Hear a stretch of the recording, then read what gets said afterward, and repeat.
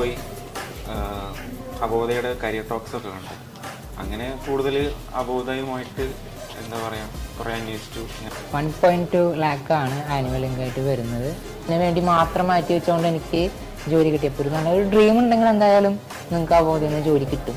പ്രൊഫഷണലായിട്ട് job ആകണമെന്ന് ആദ്യം ആഗ്രഹം ഉണ്ടായിരുന്നു. അങ്ങനെ ഇൻസ്റ്റഗ്രാം വഴിയാണ് ഞാൻ അബോധയെ പരിചയപ്പെടുന്നത്. പെട്ടെന്ന് ഓപ്പണായിട്ട് സംസാരിക്കുകയാണെങ്കിൽ എത്രയും പെട്ടെന്ന് ജോബ് ആവാന്നുള്ളൊരു നമുക്ക് ജോബ് വേണമെന്നുള്ളൊരു വലിയൊരു സപ്പോർട്ടും കൂടിയാണ് അബോധ.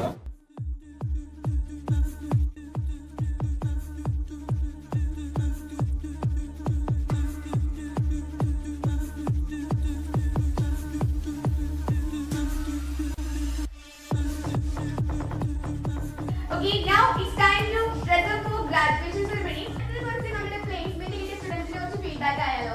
ഓൺലൈനായിട്ടാണ് കോഴ്സ് ചെയ്തത്. അപ്പോൾ പിന്നെ ഓൺലൈനേക്കാളും കുറച്ചും ബെറ്ററായിട്ട് ഓഫ്ലൈൻ ചെയ്യാൻ വേണ്ടിയിട്ടാണ് ആ കോഴ്സ് തിരഞ്ഞെടുത്തത്. എൻ്റെ പേര് റംസീന. ഞാൻ ഒറ്റപ്പാലത്തു നിന്നാണ് വരുന്നത്, പാലക്കാട് ജില്ലയിലെ. എൻ്റെ കൂടെ എൻ്റെ ഹസ്ബൻഡും എൻ്റെ 2 മക്കളും ഉണ്ട്. ഞാൻ അബോധയിൽ ഡിജിറ്റൽ മാർക്കറ്റിംഗ് ആണ് ചെയ്തിരുന്നത്. ഹോസ്പിറ്റൽ കൊണ്ടോട്ടിയിലാണ് വരുന്നത്, പ്രശാന്തി ആയുർവേദ ഹോസ്പിറ്റൽ. അതിൻ്റെ MD ഹബീബ് സാർ നേരിട്ട് കണ്ട് ഒരു ഇൻ്റർവ്യൂ ചെയ്ത് ഒരു കാര്യങ്ങളൊക്കെ പറഞ്ഞ് എല്ലാ കാര്യങ്ങളും ഓക്കെയാണ്. സാറിനോട് പ്രത്യേകം നന്ദിയുണ്ട്. സാർ എനിക്ക് ഒരുപാട് ഇൻ്റർവ്യൂ തന്നെ സാർ എനിക്ക് ഒരുപാട് ക്ലാസ് 2 അവർ ഉണ്ടായിരുന്നു. സാർ എനിക്ക് ഒരുപാട് ക്ലാസ് ഒരുപാട് കാര്യങ്ങളും പഠിപ്പിച്ചു തന്നു. എന്തൊക്കെ ചെയ്യണമെന്നോ എങ്ങനെ സംസാരിക്കണം എന്നൊക്കെ സാർ എനിക്ക് ഒരുപാട് കാര്യങ്ങൾ പറഞ്ഞു. അതേപോലെ ഹാപ്പിയാണ്, എല്ലാം കൊണ്ട് ഹാപ്പിയാണ്, സെറ്റാണ്, ഓക്കെ. Thank you. ശരിക്കും പറഞ്ഞ ഒരു വിജയ ആഘോഷമാണ്. ഇതിൽ 2 വിജയങ്ങളുണ്ട്. ഒന്നാമത്തെ വിജയം നിങ്ങൾ തന്നെയാണ്, രണ്ടാമത്തെ വിജയം പറഞ്ഞാൽ അബോധ തന്നെയാണ്. കാരണം നമ്മൾ ഓരോ 20 ദിവസം കൂടുമ്പോൾ കോൺവെക്കേഷൻ പ്രോഗ്രാം വെക്കുന്നുണ്ട്.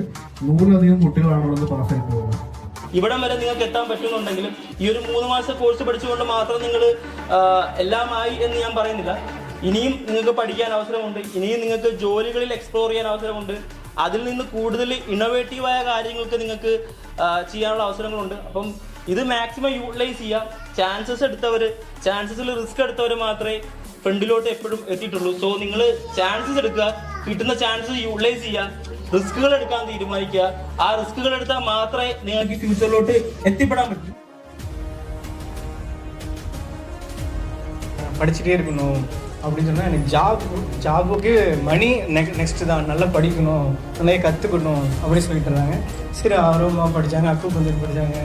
அப்புறம் ஒன்றும் அப்படி ஒரு கோர்ஸாக படிச்சுட்டே போங்க, எதுவும் பிரச்சனை இல்லை. சரி, ஃபஸ்ட்டு சம்பாதிக்கிறதுலாம் அப்புறம் பார்த்துக்கலாம், ஃபஸ்ட் நல்ல ஒரு நாலேஜ்.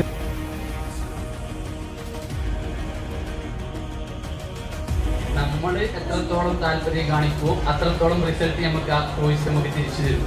ക്ലാസ്സുകളെക്കാളും കൂടുതൽ എനിക്ക് തന്നിട്ടുള്ളത് കോൺഫിഡൻസ് ആണ്. നമുക്ക് എന്തെങ്കിലും വർക്ക് ചെയ്യുമ്പോൾ തെറ്റിക്കഴിഞ്ഞാൽ നമുക്ക് ചോദിക്കാൻ ആളുകൾ പറഞ്ഞു തരുന്ന ആളുണ്ട് എന്ന ആ ഒരു കോൺഫിഡൻസ് ആണ്. ഒരുപക്ഷെ നമ്മൾ കോൺടാക്ട് ചെയ്യുന്ന സമയത്ത് അവരെ കാണാൻ പോലുമില്ല, എന്നാലും ആ ഒരു കോൺഫിഡൻസ് നമുക്ക് ഒരുപാട് മെച്ചപ്പെടാൻ സാധിക്കുന്നുണ്ട്. നമ്മൾ കൊടുക്കുന്ന വിലക്ക് അതിനേക്കാൾ കൂടുതൽ ഗുണം നമുക്ക് കിട്ടുന്നുണ്ട്.